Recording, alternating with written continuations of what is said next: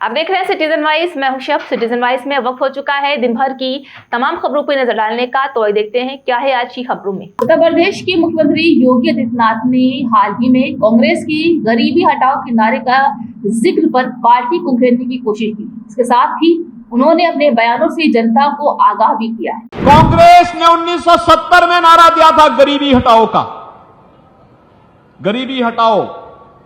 बहनों और भाइयों, गरीबी तो नहीं हटी। हाँ, एक परिवार को देश के संसाधनों को लूटने की पूरी छूट मिल गई थी। डॉक्टर मनमोहन सिंह जी ने तो जब प्रधानमंत्री थे उस समय उन्होंने क्या कहा था? उन्होंने कहा था कि देश के संसाधनों पर पहला अधिकार मुसलमानों का है। कहते हैं हमारी अगर सरकार बनी तो हम शरिया कानून लागू कर देंगे। आप बताओ, ये देश बाबा साहब भीमराव अंबेडकर के द्वारा बनाए गए संविधान से चलेगा या किसी शरीयत से चलेगा? क्या आप कांग्रेस और समाजवादी पार्टी को अपनी संपत्ति पर डकैती डालने की छूट देना चाहते हैं क्या? देखो ना इन बेशरमों की हालत। माफिया और अपराधियों को अपने गले का हार बना करके कैसे उनके नाम पर फतिया पड़ रहे हैं, आपने देखा होगा इनके हाल को। कांग्रेस ने 1970 में नारा दिया था गरीबी हटाओ का। गरीबी हटाओ। बहनों और भाइयों, गरीबी तो नहीं हटी। हाँ, एक परिवार को देश के संसाधनों को लूटने की पूरी छूट मिल गई थी। पूरी छूट मिल गई थी। चाहे वह परिवार दिल्ली में रहा हो, चाहे वह परिवार सफाई का रहा हो, ये लूटते थे, अराजकता फैलाते थे।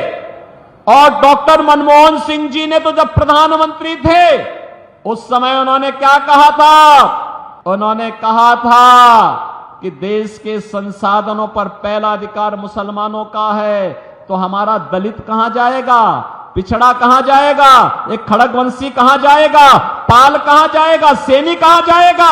गरीब कहां जाएगा? किसान कहां जाएगा? माताएं और बहनें कहां जाएंगी? नौजवान कहां जाएंगे? देश के अंदर कांग्रेस जाति के नाम पर, क्षेत्र के नाम पर, भाषा के नाम पर बांटती रही। गरीब भूखों मरता रहा, किसान आत्महत्या करता रहा, नौजवान पलायन करता रहा। और एक कांग्रेसी और उनके सहयोगी दलों को आज जो इंडी गठबंधन के रूप में आपके पास आए हैं, बहनों और भाइयों, ये देश के साथ गद्दारी किए हैं और फिर गद्दारी करने के लिए अपने झूठे घोषणा पत्र के साथ आपके पास आए हैं। आज कांग्रेस का जो घोषणा पत्र है उसको आप देखेंगे। कहते हैं हमारी अगर सरकार बनी तो हम शरिया कानून लागू कर देंगे।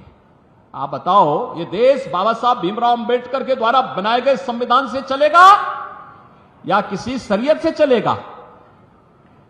भारत संविधान से चलेगा। बाबा साहब भीमराव अंबेडकर के द्वारा बनाए गए संविधान से भारत चलेगा, न कि किसी शरीय कानून से। कांग्रेस के लोग अपने घोषणा पत्र में इस बात की चर्चा करते हैं कि हम व्यक्तिगत कानून को लागू करेंगे, यानी शरिया कानून लागू करेंगे। क्योंकि मोदी जी ने 3 तलाक की प्रथा को रोक दिया, पूरी तरह रोक लगा दी, उस पर लगाम लगा दी। और उसको कहते हैं कि हम फिर से व्यक्तिगत कानून पुनर्बहाल करेंगे।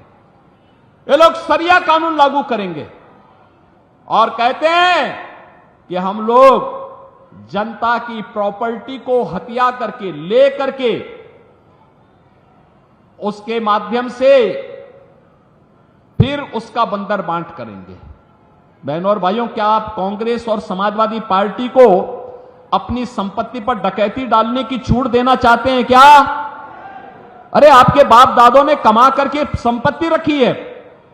देखो ना इन बेशरमों की हालत। एक तरफ आपकी संपत्ति पर इनकी कुदृष्टि है और दूसरी तरफ माफिया और अपराधियों को अपने गले का हार बना करके कैसे उनके नाम पर फतिया पड़ रहे हैं, आपने देखा होगा इनके हाल को। देखा है ना?